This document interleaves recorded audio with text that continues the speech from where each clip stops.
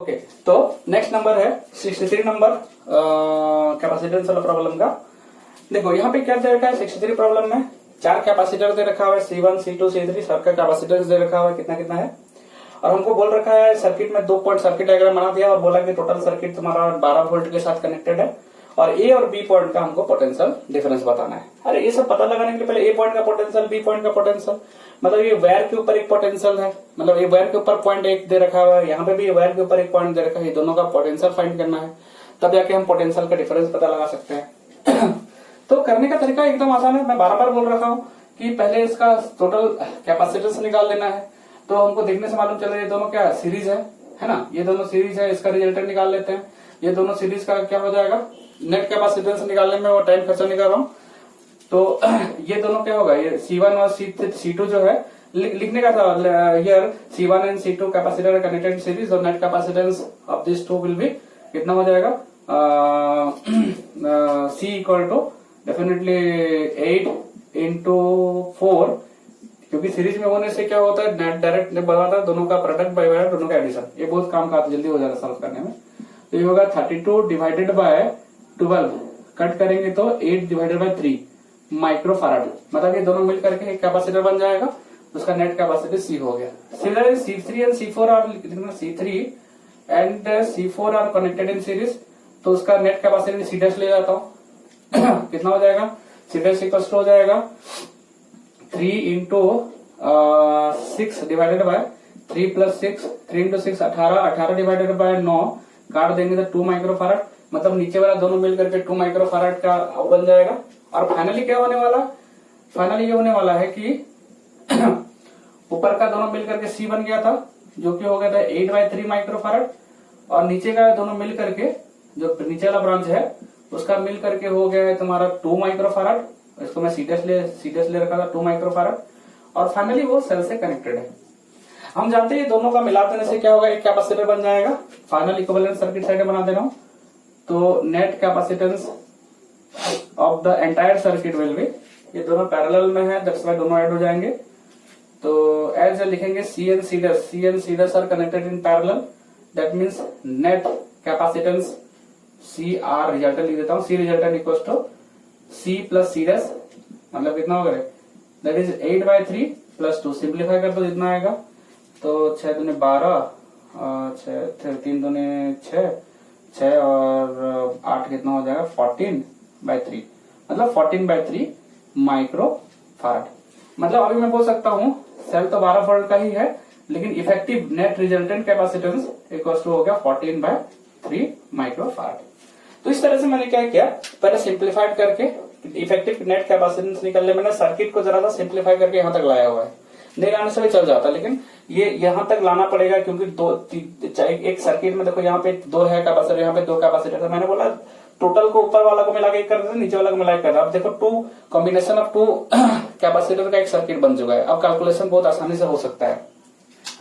Similarly यहाँ पे देखो मैंने इफेक्टिव कैपेसिटेंस निकाल लिया 12 वोल्ट का।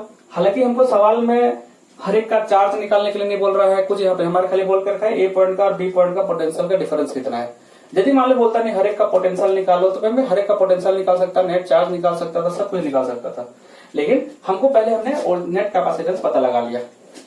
अच्छा एक काम करते हैं, नेट कैपेसिटेंस पता लगाने के बाद में हम ये सर्किट का यूज करते हैं और ये सर्किट का यूज करके हम ये काम करते हैं ऊपर वाला सर्किट में कितना चार्ज आ रहा है, नीचे वाला सर्किट में कितना चार्ज आ रहा है ये पता लगा लेते हैं। देखो साइड में और कहीं भी कोई कैपेसिटर कैपेसिटर कनेक्ट नहीं है, ब्रांच के साइड में इधर और इधर कहीं भी कैपेसिटर कनेक्ट नहीं है, दैट मीन्स ये दोनों का दोनों डायरेक्टली ये सेल के साथ कनेक्ट है जो कि 12 वोल्ट का सेल के साथ कनेक्टेड है। ठीक है, मैं ये हटा दे रहा हूँ, इफेक्टिव कैपेसिटेंस निकाल दिया हूँ। सवाल में बोल सकता है कि इफेक्टिव कैपेसिटेंस निकालो, बट ये सवाल में हमको खाली ए पॉइंट और बी पॉइंट का पोटेंशियल डिफरेंस पूछा हुआ है तो मैंने बस उसका मदद ले लिया है, इफेक्टिव कैपेसिटेंस निकाल दिया है समझने के लिए। ओके तो ऊपर का हो गया C equal to 8/3 micro farad और नीचे में 2 माइक्रो फैराड। मैं बार बार बोल रहा हूँ यहाँ पे यदि और एक कैपेसिटर लगा होता तो फिर मेरे को ना चार्ज पूरा निकालना पड़ता, फिर चार्ज का फ्लो को दिखाना पड़ता, लेकिन क्योंकि यहाँ पे directly both the capacitor connected to cells, that means इसका भी पोटेंशियल 12 वोल्ट हो जाएगा, इसका भी पोटेंशियल 12 वोल्ट हो जाएगा। तो अब ऊपर वाला सर्किट में कितना चार्ज आ रहा है, नीचे वाला सर्किट में कितना चार्ज आ रहा है। Let us consider Q1 charge यहाँ पे है, Q2 चार्ज यहाँ पे है, तो ऊपर में कितना चार्ज आ रहा है हम निकाल सकते हैं। Q1 charge on this circuit will be equal to Q equal to C into V। तो इसका कैपेसिटी कितना है 8/3 माइक्रो फैराड। इसको जरा सा मैं फैराड में लिख रहा हूँ, 8/3 इंटू 10⁻⁻6 फैराड हो गया। और इसका कैपेसिटी तो लिख लिया, इंटू सी भी कितना है 12 वोल्ट, क्योंकि और कहीं भी पोटेंशियल ड्रॉप नहीं हो रहा, खाली ये दोनों में ही हो रहा है, तो डायरेक्टली 12 वोल्ट का यूज कर सकते हैं। 12 वोल्ट मतलब इन शॉर्ट जब सिंप्लीफाई करेंगे तो कितना होगा रे, 3 से कटिंग कर दे इसको, 3 चौके 12 और 8 चौके 32 32। इसको जरा सिंप्लीफाई, माइक्रो 10 इंटू 10⁻⁻6 कूलम हो रहा है, इसको एडजस्ट करेंगे 32 इंटू 10⁻⁻6 को मैं एक साथ में लिख दे रहा हूँ माइक्रो कूलम। मतलब मैं बोल सकता हूँ ऊपर वाला सर्किट में 32 माइक्रो कूलम का चार्ज फ्लो करने वाला, मतलब ऊपर वाला कैपेसिटर के थ्रू 32 माइक्रो कूलम चार्ज आ रहा है। एक बार देख लेते हैं, फिर एक बार कैलकुलेशन करते नहीं है तो चलिए 12 वोल्ट, ठीक है। सिमिलरली इसमें कितना जाने वाला है, मैं यहाँ पे नेट चार्ज नहीं निकाल रहा हूँ, जरूरी भी नहीं पड़ा मेरे को नेट चार्ज निकालने के लिए कितना चार्ज ड्रॉ कर रहा है। क्यों नहीं निकाल रहा हूँ, क्योंकि देख रहा हूँ कि डायरेक्टली दो ही कैपेसिटर कनेक्टेड है, तो इसमें हमको डायरेक्टली निकाल सकते हैं, क्योंकि इसका पोटेंशियल भी मालूम है, इसका पोटेंशियल भी 12 वोल्ट के बराबर रहेगा। यदि एक और दो रहता तो फिर मेरे को चार्ज नेट चार्ज निकालना पड़ता, नेट चार्ज निकाल के चार्ज को भी डिवीजन करना पड़ता, एक्स वाई लेके पोटेंशियल से जो प्रोसेस बताया तुमको वैसे ही करना है, ठीक है। नेक्स्ट नीचे वाला कैपेसिटर कितना चार्ज होगा, तो Q2 यहाँ पे कितना जाने वाला है, तो इसका पोटेंशियल इंटू इसका चार्ज कैपेसिटी, तो कैपेसिटी 2 माइक्रो फैराड है, 2 इंटू 10⁻⁶ इंटू पोटेंशियल 12 वोल्ट है, 12 वोल्ट सॉल्व कर देंगे तो मतलब 24 मतलब 24 इंटू 10⁻⁻6 कूलम मतलब 24 माइक्रो कूलम। मतलब ऊपर वाला में जाने वाला है 32 माइक्रो कूलम और नीचे वाला सर Q2 जो हो जाएगा तुम्हारा 24 माइक्रो कूलम। चार्ज का वैल्यू हमको मिल गया। सेल से कितना चार्ज निकल रहा पूछा तो आप देखे जानते हैं जितना चार्ज जा रहा है वही तो डिवाइड हो रहा है, तो net charge drawn from the cell must be equal to कितना होगा Q1 प्लस Q2। यदि निकालने के लिए पूछता तो निकालना नहीं है, तो हमारा हो गया 32 प्लस हो गया 24 मतलब 56 माइक्रो कूलम। लेकिन सवाल में नहीं पूछा है तो मैं खाली जस्ट ऐसे बता दिया।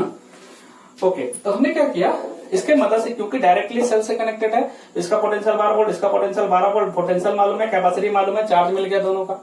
अच्छा, अब एक काम करते हैं, ऊपर वाला सर्किट में हमको मालूम चल गया कि कितना 32 माइक्रो कूलम और नीचे वाला सर्किट से मतलब ऊपर वाला सर्किट ड्रॉ कर रहा है 32 माइक्रो कूलम सेल से और नीचे वाला सर्किट ड्रॉ कर रहा है 24 माइक्रो कूलम। ओके, अब ऊपर ओरिजिनल सर्किट में चले जाओ, क्योंकि ये दोनों मिल के बना था ना एक कैपेसिटर, ये वाला।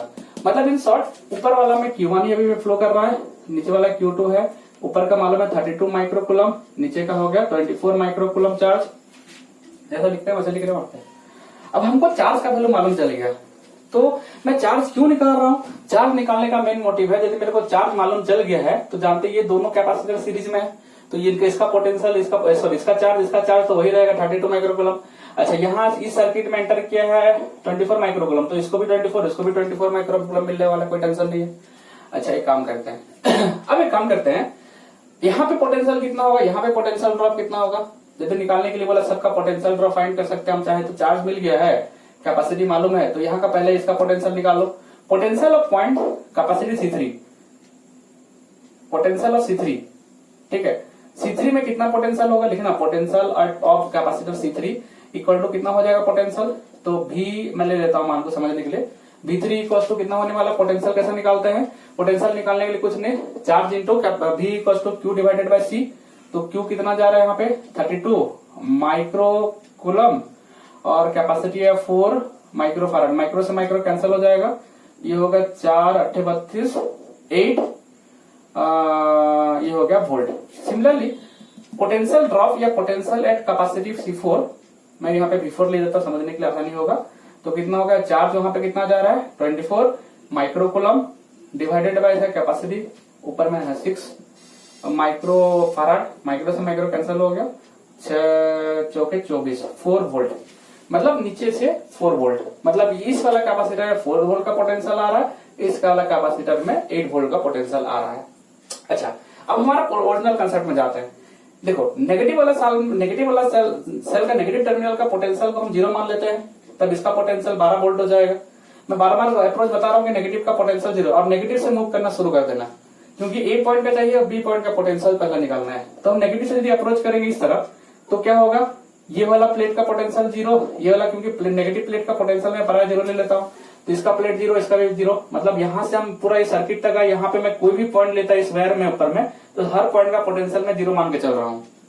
ठीक है, इसके बाद हम क्या करेंगे, ये कैपेसिटर को क्रॉस करेंगे, यहां तक तो पोटेंशियल जीरो महसूस हो रहा है। उसके बाद ये कैपेसिटर क्रॉस करेंगे तो कैपेसिटर का पोटेंशियल ऐड हो जाएगा। तो बताओ, क्योंकि देखो जीरो से हम बढ़ते जा रहे हैं और इस एंड में पहुंचेंगे तो 12 वोल्ट हो जाएगा, मतलब पोटेंशियल बढ़ रहा है। कैसा पोटेंशियल बढ़ रहा है, तो यहाँ तक का पोटेंशियल हमको जीरो था, उसके बाद कैपेसिटर क्रॉस करके नेक्स्ट आगे वायर में बढ़ेंगे तो पोटेंशियल कैपेसिटर का ऐड हो जाएगा। कैपेसिटर का पोटेंशियल ये कितना था तुम्हारा, यहाँ पे पोटेंशियल था तुम्हारा 4 वोल्ट, सॉरी कितना था ऊपर वाला था V3 8 वोल्ट। तो यहां तक पोटेंशियल जीरो था, कैपेसिटर का 8 वोल्ट है, तो आगे का पोटेंशियल डेफिनेटली क्या रहेगा, यहाँ जब तक नया कैपेसिटर ना मिल जाए सब पॉइंट का पोटेंशियल 8 वोल्ट रहा होगा। तो यहां से यहां तक का पोटेंशियल 8 वोल्ट है। मतलब बोल सकता हूं potential V3 is same as potential of 8.8 volt. Similarly अब देखो नीचे वाला सर्किट में भी यहाँ का नेगेटिव से कनेक्टेड है, तो यहाँ तक का पूरा हर पॉइंट का पोटेंशियल जीरो है लो, क्योंकि मैं नेगेटिव का मैं 0 वोल्ट मान ले रहा हूँ। फिर जब मैं ये पॉइंट में कैपेसिटर क्रॉस करूंगा तो कैपेसिटर का पोटेंशियल जीरो के साथ ऐड हो जाएगा, जिसका 4 वोल्ट था। मतलब यहाँ से लेकर यहाँ तक का हर पॉइंट का पोटेंशियल मेरे को 4 वोल्ट मिलने वाला है। तो बी भी उसी का पॉइंट, वही वायर का पॉइंट है, तो potential at B equal to कितना होगा, 4 वोल्ट। सवाल में VA माइनस VB निकालने के लिए बोल रखा है, तो 8 माइनस 4 इक्वल टू 4 वोल्ट। ये उसका अप्रोच है। ठीक है, किसी किसी का देखो 57 और 55 भी दिक्कत है बोल रहे थे। जो अप्रोच बता रहा हूं उसको प्राय ट्राई करना। देखो 57 नंबर, अरे 57 नंबर एग्जांपल में कुछ नहीं दे रखा हुआ है। ये तो एक कैपेसिटर जो वेस्टर्न ब्रिज नहीं बताया तुमको, वेस्टर्न ब्रिज का तो ही है, वेस्टर्न ब्रिज का सर्किट है वाला। तुम कैपेसिटी को देखोगे तुमको समझ में आएगा कि मतलब बैलेंस्ड वाला है कि नहीं है। ये बैलेंस वाला तुमको दे रखा है, तुमको लिखने का बुक में बहुत लंबा चौड़ा लिख दिया है, कोई टेंशन लेना नहीं है। यहाँ पे दिया हुआ है C4 C1, ये C1 हो गया, ये हो गया C2 हो गया, तुम उसको देख के बढ़ाना है C4 फॉर्मूला थोड़ी याद करना, C5 ये C3। कैपेसिटी वैल्यू दे रखा है, हर एक का 10 माइक्रोफैराड दे रखा हुआ है, इसका भी 10 है, इसका भी 10 है, इसका भी 10, सब 10 का है। मतलब C1 भी C1 equal to C2 equal to C3 equal to C4 equal to C5 equal to 10 microfarad, ये दे रखा है सवाल में ऑलरेडी। मतलब ये सब बराबर बराबर है। अब हम क्या करते हैं, जब बराबर होता है तो हम चेक करते हैं, याद रखना ये बीच वाला है, इसको ध्यान मत रखो, this divided by this equal to this divided this होना चाहिए। मतलब C1 by C2 equal to C4 by diagram के हिसाब C5 चल रहा है, बीच में C3 आ गया है। तुम वैसा C1 by C2 C3 bye C4 वैसा याद मत करो।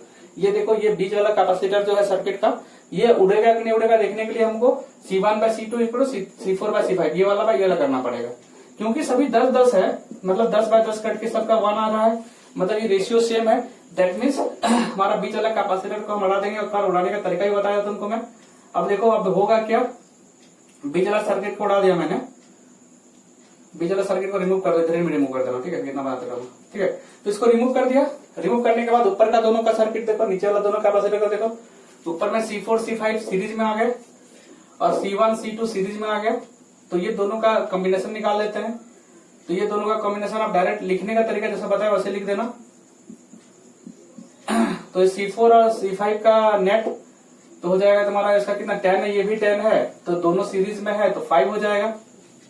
10 ये भी है, 10 ये भी है, तो 10 बाय 10 ये भी है, 10 ये भी है, तो सीरीज में क्या होता है, एक सभी का कैपेसिटी सेम होने से एक का इतना capacity divided by number of capacitor, तो 5, इसका भी 5 हो जाएगा, ये भी 10 और 10 है, मिला के टोटल पैरेलल करेंगे तो करो 10 माइक्रोफैराड, तो टोटल हमारा कैपेसिटी हो गया 10 माइक्रोफैराड। मैं डायरेक्ट कर दिया हूं, तुम देख लेना, ठीक है। एक और सर्किट है 57 हो गया ना, 55 नंबर, इसको देख के भी बहुत इंपॉर्टेंट कुछ नहीं है सब। 55 नंबर देख लो,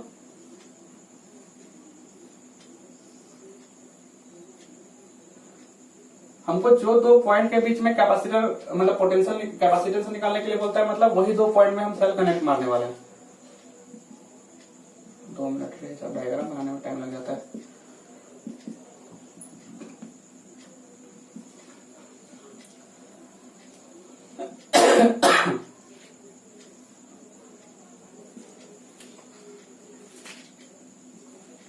ये सब यहाँ पे पॉइंट है क्या, P और यहाँ पे पॉइंट Q है, ठीक है। C सबका कैपेसिटेंस C है यहाँ पे, और यहाँ पे भी C है, और यहाँ पे भी शायद C है, हाँ। और दो तो यहाँ पे C1,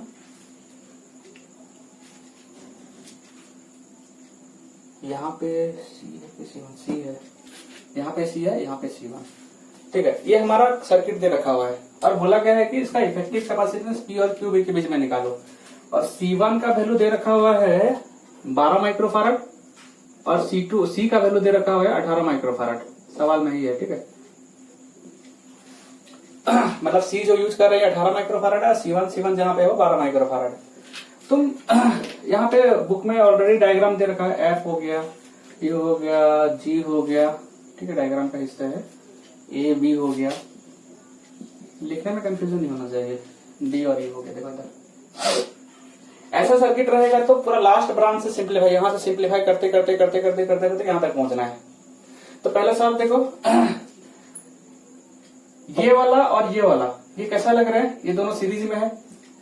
अरे ये दो एक ही वायर में पड़ जा रहा है ना, यहाँ से ब्रांचिंग ब्रांचिंग थोड़ी एक ही वायर में पड़ रहा है, तो दोनों सीरीज में है, तो C और C ये दोनों सीरीज में पड़ जा रहे हैं। तो मैं क्या करने वाला हूँ, F और B के बीच में नेट कैपेसिटेंस निकाल रहा हूँ। F और B के बीच में जो वायर है, ऐसा दो सीरीज में पड़ जा रहे हैं, C और C का है, F और B के बीच में। पहले देखो ये सीरीज में डायरेक्टली बता रहा हूँ, ये दोनों जो है सीरीज में आ रहे हैं, इफेक्टिव कैपेसिटेंस सीरीज के फॉर्मूला से निकल जाएगा, क्योंकि सभी C और C दोनों सेम है। तो कैसा निकालते याद करो, सीरीज वाला कनेक्शन में, तो ये दोनों के बीच में जो ये दोनों का इफेक्टिव रिजल्टेंट कैपेसिटेंस कितना होगा, तो resultant capacitance equals to CR लिख देता हूँ, ये मिला करके कितना होगा, C डिवाइडेड बाई 2।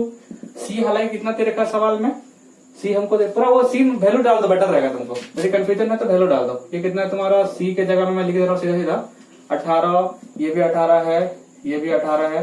कैलकुलेशन वहां पे C1 C2 देख देख के परेशान मत होना, ये भी 18 है, ये भी 18 है, मतलब जहां जहां C लिखा है उसको 18 माइक्रोफारड कर दो डायरेक्टली। बुक में जैसे किया सॉरी ना वैसे ही उतारना है, तुमको जैसा समझ में आ रहा है वैसे ही करो। 18 माइक्रोफारड, ये है 12 माइक्रोफारड, ये 12 माइक्रोफारड, दो ट्रे खाली।